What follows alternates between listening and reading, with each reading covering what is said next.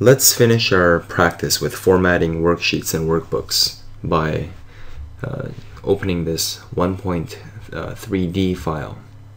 Now the challenge here is to group worksheets and try some other things. We can see there's several different worksheets here. And let's click on this by product customer worksheet, and notice how when we click on this table, this is a pivot table, and what we want to be able to do is to open up one of these plus signs by clicking on it. You can see this is Boston crab meat. If I click on it, it opens it up and I can see some additional information. That's great that we know how to do that. Another thing that we should be able to do is to collapse these little plus signs. Great. Now, do you know how to change the theme of the entire workbook? You can change the theme of the workbook by going to Page Layout. In the Page Layout tab, just hit the drop down arrow, Themes, and you can choose a bunch of many themes. So if I choose this theme over here, we'll just choose Celestial. It turns purplish, and you can see that all the entire worksheets become this certain color. Now if I choose another theme, just choose a different colored one. Let's try this kind of a green theme, facet. Again, all the different worksheets are affected by changing the theme. So the theme affects all your worksheets.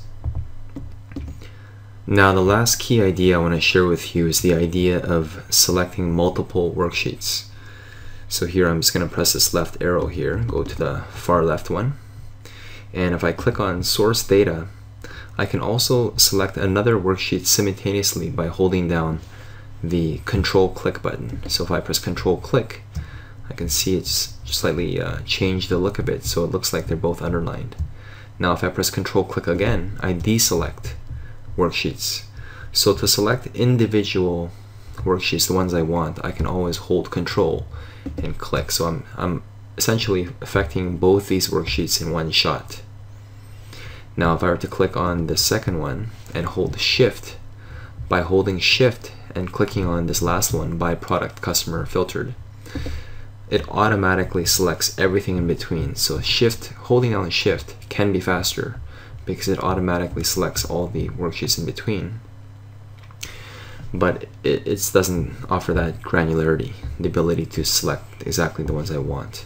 This is kind of similar to Windows, where you're selecting files when you're opening, or you're similar to any operating system, including the Mac.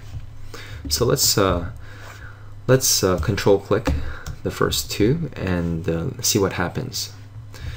So the idea of being able to select multiple worksheets can save you time. So for example, when you want to bulk enter data, so if I click on the A1 cell with both of these worksheets selected, I'm going to type in the word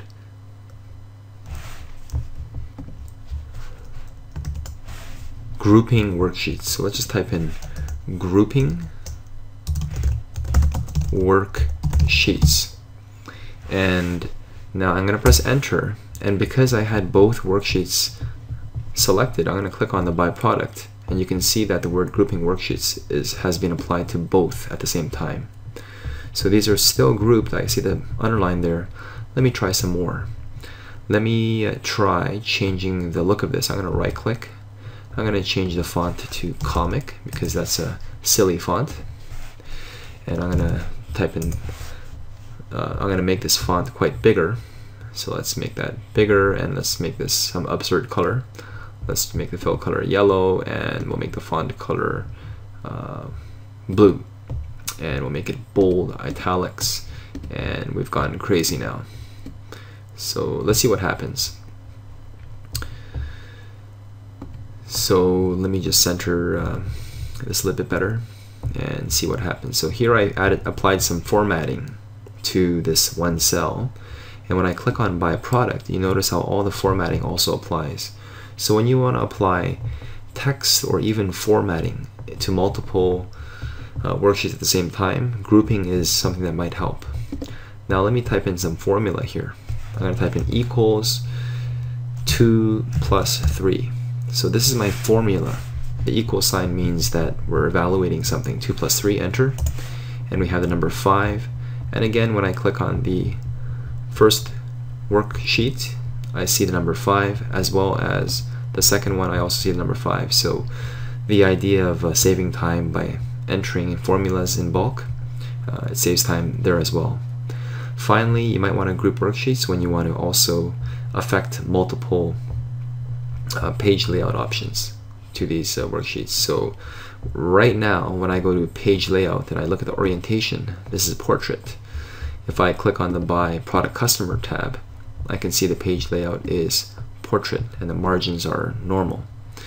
So let me try it again. Let me click on the source data. I'm going to press Control click to get the source data and by product grouped. And let's do some final things here. Let's go to orientation, change it to landscape. You can change the margins, and let's make the margins narrow and see what happens. So again, I'm going to go to the third worksheet and just verify that nothing has changed. When I go to orientation, we're still in portrait, margins are still normal.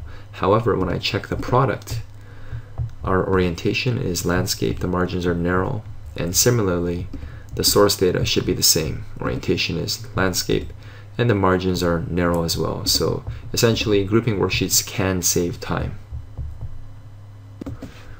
Great job, you finished the practice for 1.3, formatting worksheets and workbooks. Subscribe and let's continue on learning some more things. And the next section is going to be about customizing options and views for worksheets and workbooks.